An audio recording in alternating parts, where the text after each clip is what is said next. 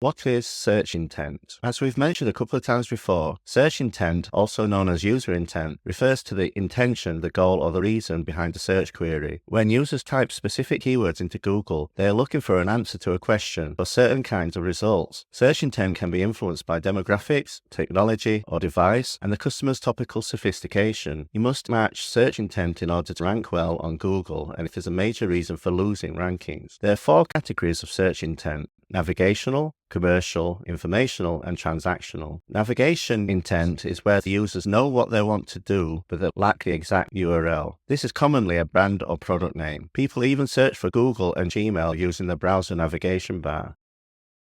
Optimizing involves ensuring that your brand appears when users search for your company, brand, or products.